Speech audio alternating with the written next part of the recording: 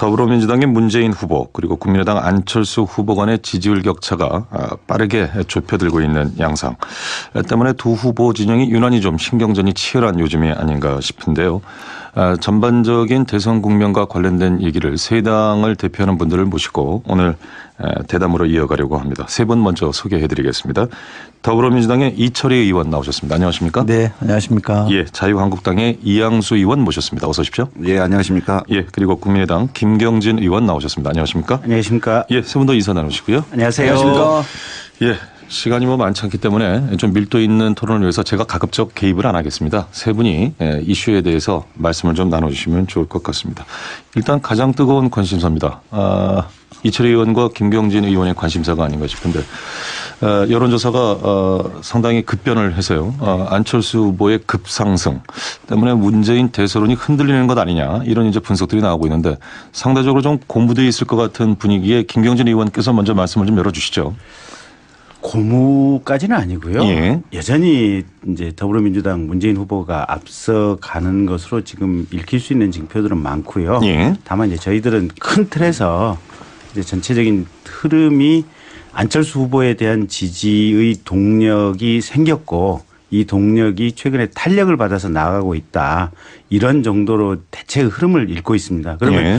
이제 그 흐름이 어디서 생겼을까? 이제 저희도 궁금해서 이렇게 좀 분석을 해봤는데 예. 대체로 저희 국민의당이 도입했던 완전 국민 경선제가 이 동력의 출발점 중에 하나였던 것 같습니다. 그 부분은 손학규 후보에게 굉장히 감사할 일이군요. 예, 저희가 그래서 누차 감사를 드리고 있는데 예. 실은 현장까지 나와서 투표를 한다고 하는 것이 보통 지극정성이 아니거든요. 그런데 첫날 광주 전남에서 했을 때 6만 3천 명 정도가 쏟아져 나왔는데 쏟아져 나오고 보니까 사실은 투표를 관리했던 당도 그렇고 쏟아져 나온 이 투표 참가로 왔던 국민들 스스로가 놀랬던 겁니다. 예. 그러면서 광주 전남에서부터 이거 안철수 될 수 있겠네라는 생각이 지역에서 돌기 시작했고 네. 그러면서 거기서부터 안철수 지지에 대한 이 스타트가 시작이 됐고요.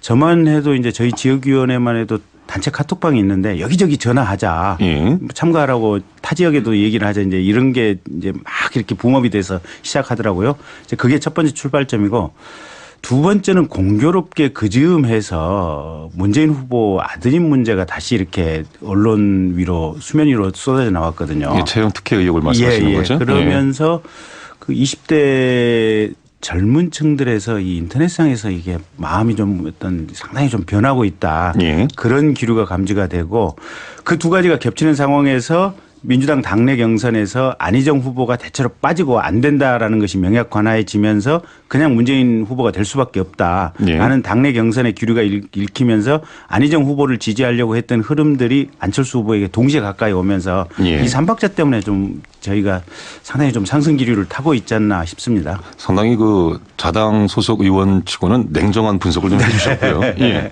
예. 이철희 의원께서도 한 말씀 여쭤봐야 될 것 같은데. 저는 이렇게 생각하는데요. 예. 대세론이라는 얘기를 많이 했잖아요. 예. 지금 양강구도라고 흔히 말하는 이거는 역설적이게도 저는 대세론의 효과라고 봅니다. 한쪽이 한 사람이 너무 이제 계속 가장 안정적이고 높은 지지를 유지하니까 보는 사람들이 좀 이렇게 흥미를 잃어가는 게 있잖아요. 그러다 보니까 특히 이제 언론을 중심으로 이게 뭔가 이제 대결 구도를 좀 만들어 봤으면 좋겠다라는 정서가 깔려 있는데 지금 말씀하신 대로 국민의당 경선이 의회 흥행이 이루어지면서 예. 상당한 좀 반전이 이루어진 것 같고요. 저는 개인적으로 이게 예견된 전 수순이라고 봅니다. 왜냐하면 저희 당이 이 정당 지지율 한 50% 넘어가는 상황까지 갔을 때는 저희 당의 외연이 굉장히 많이 확장돼 있었던 거거든요.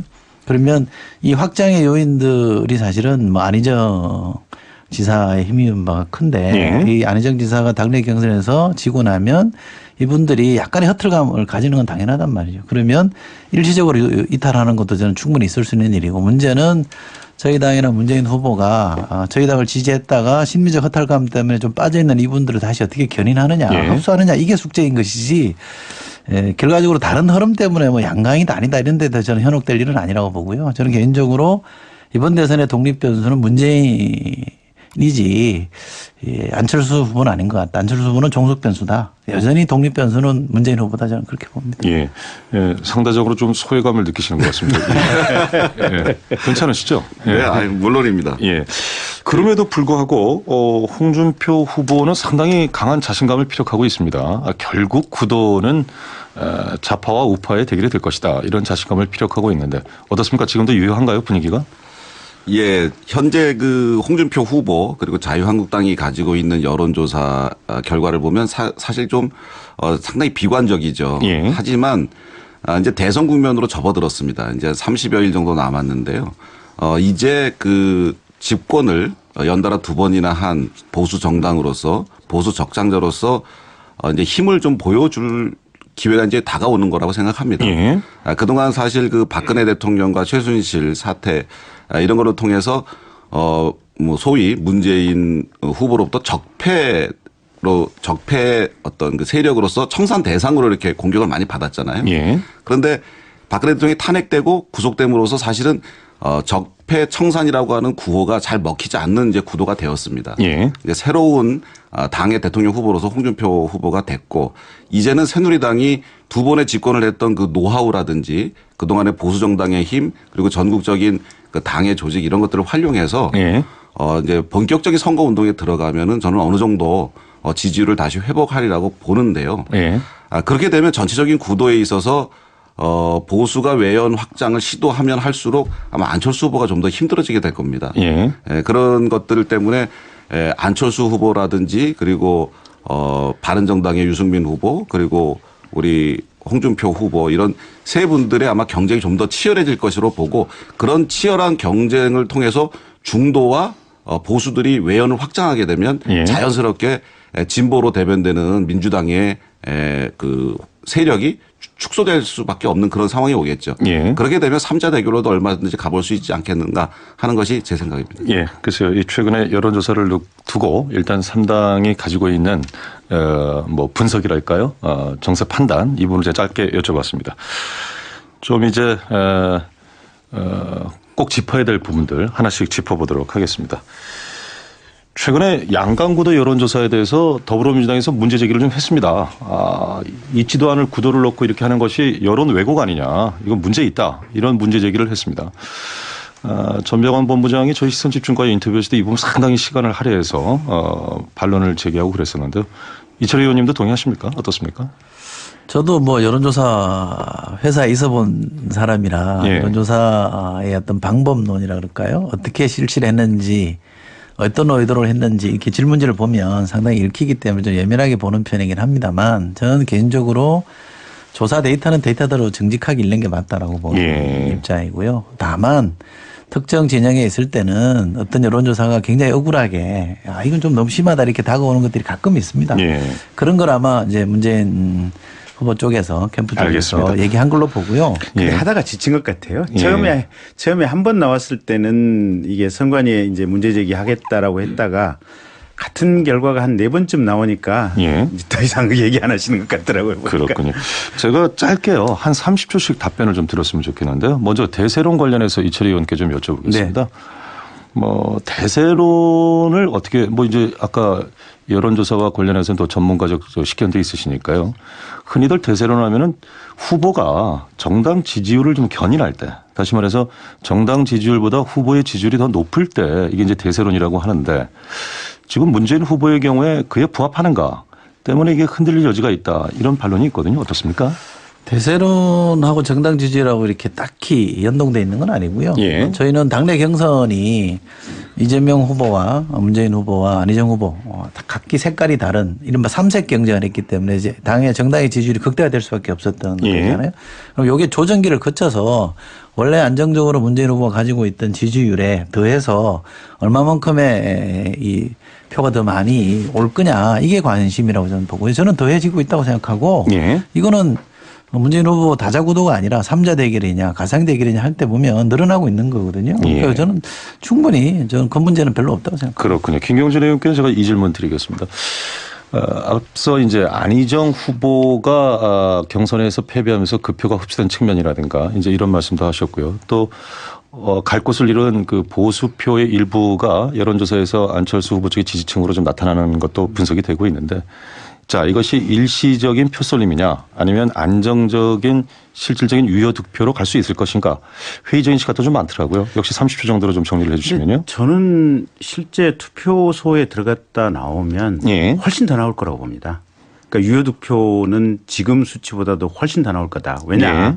결국은 본질은 사표 방지 심리거든요. 예. 홍준표 찍으면 문재인 된다라고 하는 것은 지금 다 읽고 있는 부분이고 예. 그래서 보수 유권자들 입장에서는 문재인 후보 되는 거에 대해서는 도저히 용납할 수 없기 때문에 그래서 상대적으로 문재인 후보보다는 선택 가능한 중립적인 중도적인 입장에 있는 안철수 후보를 선택할 수밖에 없다. 예. 그래서 보수 유권자의 이번 선거에서 선택은 명확 권하기 때문에 안철수 후보의 득표가 훨씬 더 많이 나올 거라고 봅니다. 예. 이현수 의원께서도 하실 말씀 있을 것 같습니다.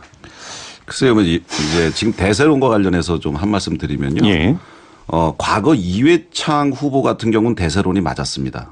뭐 70%가 넘는 지지율을 뭐 기록하기도 했었으니까. 예. 과연 그동안 문재인 후보의 대세론이 진정한 대세론이었느냐 하는 부분에 있으면 동의가 좀 어려워요. 대세론이 아니었는데 대세론으로 본 거 아닌가. 지난 4개월 동안 문재인 대표가 모든 여론조사에서 1위를 기록하면서 대세론처럼 보였지만 예. 실제로 샤이 보수들이 여론조사에 응답하지 않은 그런 결과였거든요. 그렇기 때문에 여론조사 수치가 민의를 그대로 반영하지 않은 상황에서의 그 대세론이었기 때문에 이 대세론에 계속 기대는 것은 좀 잘못된 전략이었다. 특히나 예. 박근혜 대통령이 탄핵 구속 이후에 벌어진 그 상황에서 적폐청산을 계속해서 구호로 외치는 것 이것이 아마 최근에 그 문재인 후보가 어려워지는 그런 예. 전략 미스가 아닌가 이런 생각이 듭니다. 예. 그러니까 문재인 후보 대세론이라고 하는 것이 박근혜 대통령이 탄핵되기 이전 전후 또 구속되기 전후 이 시점까지 강했던 거예요 보면 예. 여전히 살아있는 또는 살아있는 것처럼 보이는 권력과 싸워야 될 어떤 강인한 거대 정당의 강인해 보이는 후보의 존재를 따르고 싶어하는 이 심리 때문에 이 대세론이 형성되어 왔는데 예. 박근혜 대통령 탄핵 끝났고 그다음에 구속됐고 최근에는 아예 이제 뉴스 이슈 자체가 지금 안 되어 가는 상황으로 이렇게 변해가고 있거든요. 근데 예. 그게 구속된 지 벌써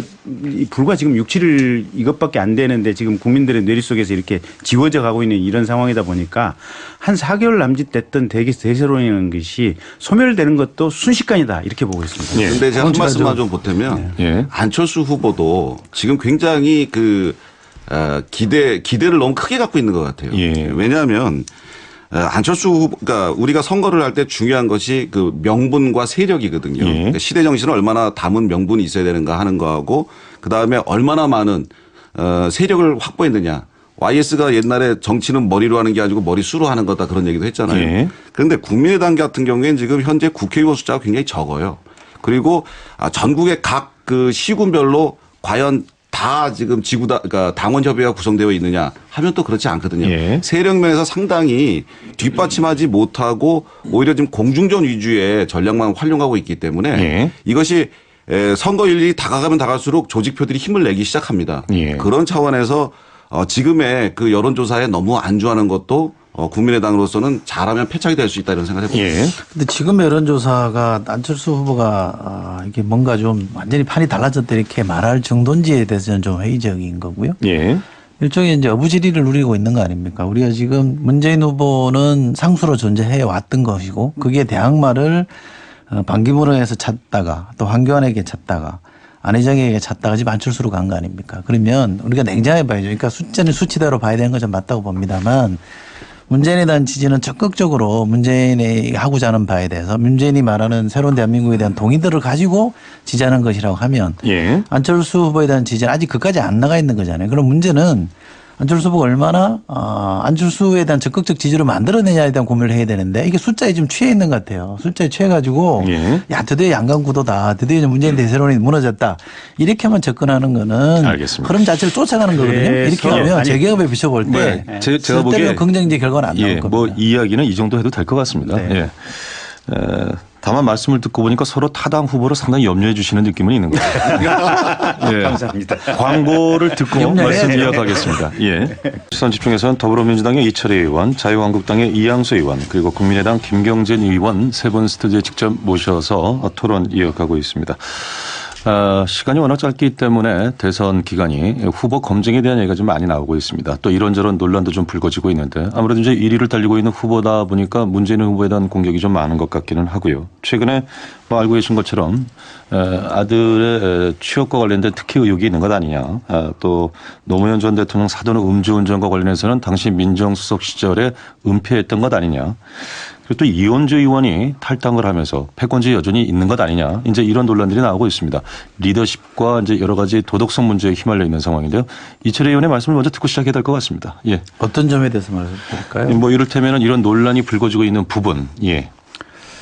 그거 이제 문재인 후보는 이렇게 그동안 얘기했지 않습니까? 더 준비된 후보고 이미 검증이 끝난 후보다 이런 말씀을 드렸었는데 저는 선거전에서 어떤 후보에 대해서든 검증하는 것 자체를 좀 나쁘게 볼 일은 아니라고 생각합니다. 그래서 후보나 후보 진영이 성실하게 그 문제에 답변해야 된다고 저는 생각하고요.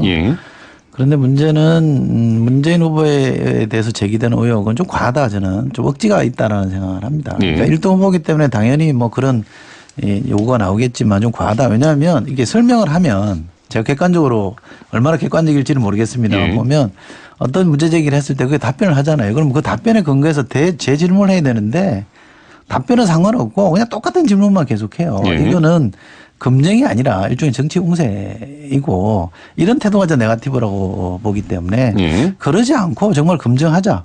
문재인에 대해서 검증할 게 있으면 검증하고 안철수에 대해서 검증할 게 있으면 검증하자. 이런 자세로 저는 해야 된다고 생각하는데 그러지 못한 게 좀 아쉬운 점이 있고요. 저희는 충분히 이런 문제에 대해서 문재인 후보가 진정성을 갖고 설명을 해왔고 앞으로도 저는 할 거라고 생각하고요. 그렇다면 논리적으로나 팩트상으로 문제가 없으면 더 이상 시비를 안 거는 게 맞다. 그런 자세로 갖고 좀 검증을 했으면 좋겠다고 봅니다. 예. 어느 분이 반론을 제기해 주실까요? 반론이라기보다도 그건 뭐 이철희 의원님 말씀이 100번 지당하신 말씀이고요. 피차원에 검증할 거 정확히 검증해야 되고요. 합리적인 의혹 가능성이 있는 부분들은 다 까놓고 우리가 수면 위에 올려놓고 봐야 되고요. 그래서 제일 중요한 부분이 지금 문재인 후보 아드님 문제인데 이게 같이 근무했던 권재철 고용정보원장으로 가서 얼마 안 있다가 지금 이 문재인 아드님 고용한 거 아니겠습니까? 근데 그 노동부 감사 결과에서도 보면 채용 공고가 보통은 보름 전부터 해야 되는데 이게 원서 접수 기간 딱 하루 전달해서 하루 했다는 거 아니겠습니까? 보면. 물론 그거를 이제 나중에 실수였다라고 이제 본인은 해명을 하고 있지만 실수였는지 정말 맞춤형 특정인을 위한 맞춤형 공고였는지 그다음에 이분이 17개월을 일하다가 중간에 이제 그 23개월 동안 아마 휴직을 하고 해외 어학연수를 갔다 왔을 겁니다. 근데 어학연수 갔다 온 기간까지 포함해서 37개월분 퇴직금을 수령했거든요, 보면. 그래서 이런 전체적인 과정들이 물론 본인은 아니라고 하고 정확히 이 같이 근무했던 고용정보원장이 정말로 무슨 비리와 어떤 짜고 이렇게 취업을 꽂아 놓는지는 사실은 정확한 물증은 없지만 간접적인 팩트나 사실을 가지고 추정할 수 있는 부분들이 충분히 있지 않나. 그래서 저희는 박 전 대표부터 시작했고 저희 당의 입장은 문재인 후보가 이거 사과해야 된다. 아니 그러니까 제 말씀은 추정은 추정으로 끝내야 되는 거지. 추정한다 그래놓고 그것이 마치 팩트고 기정사실인 것처럼 요구해서 사과해라 이렇게 하는 건 앞뒤가 안 맞잖아요. 제가 좀 더 이런 의혹이 있다. 그럼 설명을 해다오. 그럼 충분히 설명하고 있잖아요. 고용정보원에서도 얘기하고 있잖아요. 그럼 그걸 들어보고 판단해야 되는데 답변에 대해서는 전혀 들을 생각을 안 해요. 무조건 문재인 후보가 잘못했고 사과해라 이렇게 요구하는 자세가 저는 잘못됐다는 겁니다. 그러니까 그러면 조금 더 말씀을 드리면 그러니까 하루만 채용 공고를 했다. 또 워크넷에만 공고를 했다. 또 이게 전산 기술 전문가를 뽑는다고 해놓고 실제로는 동영상 전문가를 뽑았다. 그다음에 2명 뽑는데 2명 접수했다. 그러니까 이게 뭐랄까 정말 특정인을 위한 특혜로 읽힐 수 있는 추정할 수 있는 간접적인 정황들이 대단히 많이 있다. 그래서 우리는 판단할 때 이 정도면 특혜다라고 사실상 인정을 하고 그래서 사과를 하라고 요구를 하는 겁니다. 예. 제가 한 말씀 좀 보태면요. 문재인 후보가 1등 후보라 그래서 이렇게 지금 공격이 많은 게 아니고 제가 보기에는 흠결이 상당히 많고요. 그 흠결이 많은 게 중요한 게 아니고 그것을 대하는 태도에 문제가 많다. 예. 이런 생각이 듭니다. 사실 그 흠이 없는 사람이 어디 있겠습니까? 하지만 나라의 지도자라면 그 흠에 대해서 잘못을 인정하고 사과하고 반성하고 그렇게 하는 태도가 중요하거든요. 그것이 꼭 국가를 운영할 때는 국가를 운영하는 위기관리 능력과 직결됩니다. 그런데 제가 보기에 문재인 후보의 태도는 과거에 이회창 후보를 보는 듯한 느낌이에요. 예. 나는 모른다. 그건 사실 아니다. 아니라는데 왜 그러느냐라고만 지금 얘기를 하고 있거든요. 저는 지금 김경진 의원님께서 지금 이렇게 조목조목 그 비판을 하셨어요. 그것에 대해서 구체적으로 하나하나 잘못은 잘못했다, 아닌 건 아니다라고 공식적으로 문재인 후보의 입을 통해서 그것은 사과를 하고 반성을 하고 해명을 해야지 그래야 국민적 의혹이 해소가 되지 그렇지 않으면 더 수렁으로 깊이 빠진다 이런 예. 생각을 합니다. 그러니까 저는 지금 요거 양쪽 한 말씀만 모두 더 드릴게요. 예, 알겠습니다. 기회를 드리겠습니다. 양쪽 모두 사실 좀 태도의 문제를 얘기하고 있습니다. 이철희 의원께서도 문제 제기를 하는 쪽에서도 이러이러한 태도는 문제가 있다라는 말씀이시고 결국 뭐 팩트 얘기를 좀 하셨습니다만 이양수 의원께서도 결국은 그 문제를 대하는 태도의 문제를 지적을 하셨는데요. 예. 이분도 사실은 좀 관가할 수는 어느 분이긴 아니 한것 그러니까 같습니다. 지금 이제 의혹이 예. 있다라고 하는 것과 그것이 기정사실화돼서 사과해야 된다는 부분은 좀 별개 문제로 예. 좀 이해를 해야 되고요. 또 이제 각종 문제 제기한 부분에 대해서는 고용정보원도 충분히 저는 설명하고 있다고 들었고 또 문재인 후보는 사실은 뭐 본인이 뭐 그런 일을 행사한 적이 없기 때문에 뭐라고 설명해야 될지 잘 모를 거고요. 또 게다가 지금 세 번째 문제 제기하는 거 아닙니까? 동일한 거를 여러 번 문제 제기했던 거잖아요. 그 여러 번 문제 제기했는데 그동안 아무것도 없었다는 거 아닙니까? 그런데 또 이거를 흘러간 유행가 틀듯이 레파토리 털어놓고 왜 답 안 하냐라고 하면 반대로 당하는 입장에서 그럼 뭐라고 설명해야 됩니까? 예를 들면 막말로 해서 저희가 좀 불찰이 있었습니다. 제가 뭔가 부족했습니다. 뭔지는 모르겠습니다만 부족한 게 있습니다. 그럼 넘어갈 일입니까? 그럼 그거 말꼬리 잡아서 또 공세 펼 거 아닙니까? 그러니까 제 말은 검증하자는 거예요. 검증하는 건 좋다. 이게. 그러나 자세를 정말 국민의 관점에서 이걸 알 권리 차원에서 우리가 좀 하나하나 좀 따져보자는 차원으로 가야 되는 거지. 예. 답변에 상관없이 막 공격하는 거 이거는 검증이 아니잖아요. 근데 이제 이런 면이 있는 것 같아요. 예. 가령 2007년도에 이명박 박근혜 새누리당 예비 후보 이 경선 과정에서 최순실 최태민 문제가 그때도 나왔었거든요. 근데 넘어갔다가 2012년도에 이제 박근혜 후보가 대통령이 됐지 않습니까? 그러다가 4년 후에 지금 최순실 문제가 터졌지 않습니까? 그러니까 한 번 논란이 되고 넘어갔다 그래서 이게 진실이 밝혀진 것은 아니다. 비유 자체가 좀 잘못 비유를 하신 것 일단 같아요. 그 얘기를 하나 드리고 완전히 싶고. 다른 얘기입니다. 그다음에 예. 두 번째는 어쨌든 요게 지금 이제 자세나 태도 또 사과하느냐 마느냐 그걸 가지고 얘기를 하고 있는데 실은 요 아드님 문제의 객관적인 하나하나 팩트와 이걸 가지고 어차피 부인을 하고 있는 거니까 이 예. 팩트를 가지고 그럼 취업 특혜가 있었다고 우리가 인정할 수 있느냐 없느냐 한번 그 자체에 대한 토론회를 하는 것이 맞는 것 같아요. 방송에서. 예. 저도 알겠습니다. 한 말씀만 드릴게요. 그 최순실 사태에 있어서 국민들이 굉장히 흥분했던 지점 하나가 정유라 씨 문제거든요. 예. 백도 실력이다. 해가지고 그 다른 사람들은 학교 그 대학 가기가 굉장히 어려운데 정유라 씨는 백과 뭐 여러 가지 실력 위의 힘으로 대학을 간 것에 대해서 공부를 했단 말이에요. 예. 이번에 문재인 후보 아들 문제 이거 간단한 문제 아닙니다. 사실 취업을 앞두고 있는 모든 청년들은 이 문제에 대해서 굉장히 공부를 하고 있어요. 우리는 예. 입사 원서 하나 내고 자기소개서 내고 이런 거 할 때 얼마나 신중하고 애쓰고 노력하고 해도 떨어지는 게 다반사인데 문재인 후보 아들이라고 해서 그런 절차들을 대략 생략했다고 오해받는단 말이죠. 그런 지점에서는 그런 상실감을 갖는 박탈감을 갖는 청년 그런 세대한테 분명히 문재인 후보께서 분명히 본인의 입으로 해명을 해 주셔야 그래야 문제가 해결됩니다. 그 기정사실을 자꾸 전제를 하지 마시고 정유라 얘기 하셨는데 정유라 얘기는 현직 대통령에 관련된 것도 3년 만에 다 드러났잖아요. 백일화에 드러난 거 아닙니까? 그죠? 그러면 야당의 정치인으로 지금 지낸 지가 9년 아닙니까? 많이 잡은 정치인 뭐 2012년부터 정치를 시작했으니까 정치인으로 삶이야 4년 5년밖에 안 됩니다만 정권에 넘어간 지가 지금 얼마입니까? 그러면 그동안에 뒤져도 다 뒤졌을 것이고 나오면 다 나올 일 아닙니까? 현직 권력자도 3년 만에 다 드러날 일을 아니 문재인 후보가 무슨 힘이 있어서 그걸 다 덮었겠습니까? 상식적으로 생각해 보세요. 그런 거 아닙니까? 지금 우리가 집권하고 있는 사람이 아니잖아요. 네. 백일화의 약점이라고 약점은 다 뒤졌을 텐데 네. 역지사지 한번 해보자고요. 그런 입장으로 비교를 해야 되는 게 맞고요. 그다음에 비선실세로 연결시키는 건 너무 과도한 해석입니다. 그렇게 연결하면 안 되고요. 예. 작은 거를 가지고 크게 해석하는 게 저는 적폐라고 봅니다. 그런 태도를 저는 안 가지는 게 좋다고 보고요. 우리도 마찬가지입니다. 저는 안철수 후보에 대해서 검증하는 것에 대해서 팩트에 대해서 질문해야 되는 거지 그걸 가지고 마치 기정사실화해서 규정하고 공격하는 건 저는 나쁘다고 봐요. 그러니까요. 그 팩트에 대해서 과연 15일 채용 공고 규정이 있었는데 왜 딱 하루만 이렇게 아니, 그거는 그러니까 이제 그런 팩트 자체를 그러니까, 예, 알겠습니다. 정말 수면 위에 잠시만요. 올려놓고 한번 예. 얘기를 해보고 싶다는 예, 거예요. 오늘 사실 예. 이 자리에서 그걸 뭐 이제 하나하나 세부적으로 들여다보기엔 좀 무리가 있을 듯 싶고요. 이제 이런 공방과 관련된 각 당의 입장은 들은 것 같습니다. 이번에 이제 국민의당께 좀 여쭤봐야 될 것 같은데, 예. 안철수 후보와 조폭이 포털 검색어에 같이 올랐습니다. 예, 좀 시끄러워지고 있는데 이 부분 말씀을 좀 듣고 넘어가야 될 것 같아요. 왜냐하면 우리 청취자분들께서도 3026번 쓰시는 청취자분께서 이거 어떻게 된 건가 질문이 들어왔습니다. 예. 아니 저희 어제 대변인실 하루 종일 이것 가지고 갑론을박을 했거든요. 예. 이걸 우리가 해명을 해야 되냐 말아야 되냐. 역지사지 하시면 돼요. 예. 아니 그거하고 많이 차원이 달라요.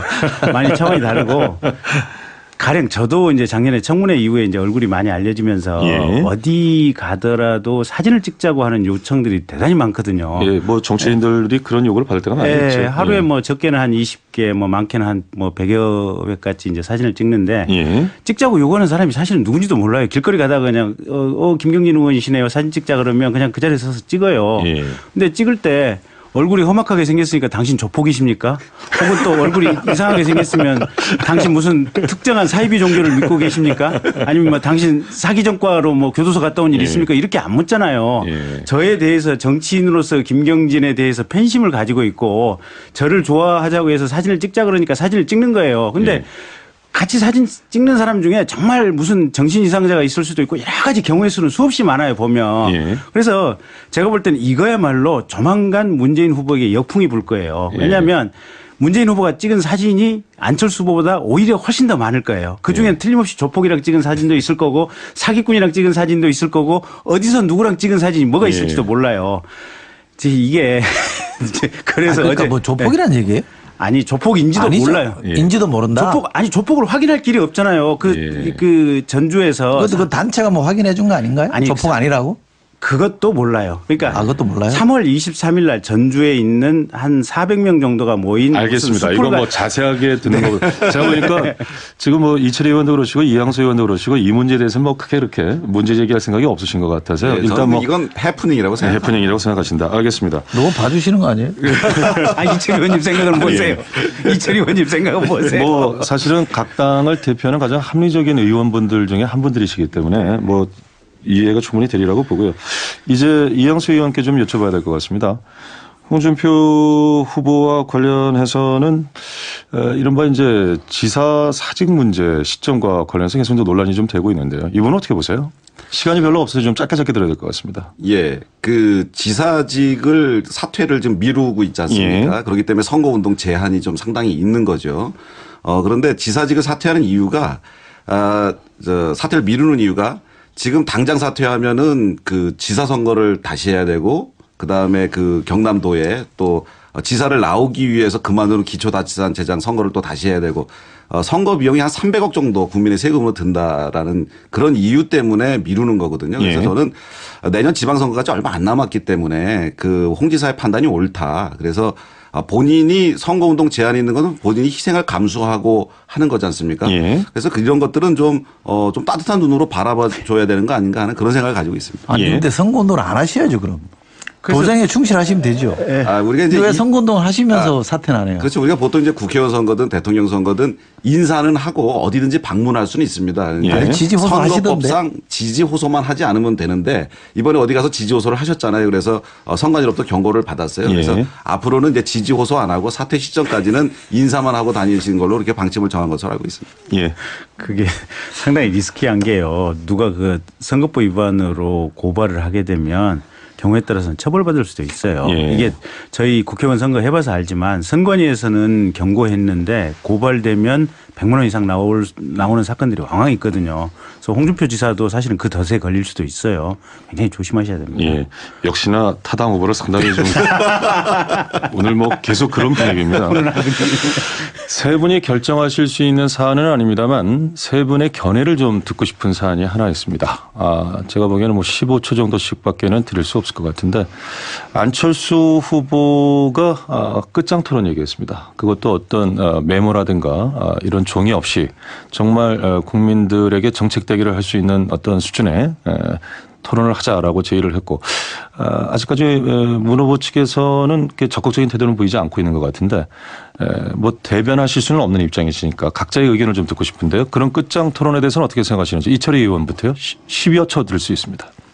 아니 뭐 저 같으면 당장 뭐 하자 그럴 것 같은데 예. 좀 안철수 후보랑 하고 싶거든요. 예. 저랑 대신했으면 좋겠다는 생각도 하는데 기왕에 선관위나 이런 데서 정한 토론을 해보고 부족하면 해야죠. 근데 지금 그것도 안 해보고 마치 상대는 안 할 것처럼 해서 공세 피는 거 저는 그건 나쁜 구태라고 봅니다. 예, 이양수 의원님. 저는 이번 경선 때 그 완전 국민 경선제 그리고 스탠딩 토론 여기에서 상당히 감동을 받았거든요. 예. 저는 이거 반드시 도입을 했으면 좋겠고요. 그러면 홍준표 후보가 상당히 두 후보를 압도하지 않을까 하는 생각도 가지고 있습니다. 예, 김혜전 의원님. 선관위도 최소한 한 번은 했으면 한다라는 지난번에 보도자료가 나온 걸 본 것이 있거든요. 예. 그래서 근데 문재인 후보 아무런 대꾸가 없잖아요. 알겠습니다. 제발 대꾸 좀 해주세요. 대꾸 하셨어요? 뭐라고요? 예, 오늘 세 분 말씀 여기까지 뭐라고 듣겠습니다. 했어요? 고맙습니다. 네.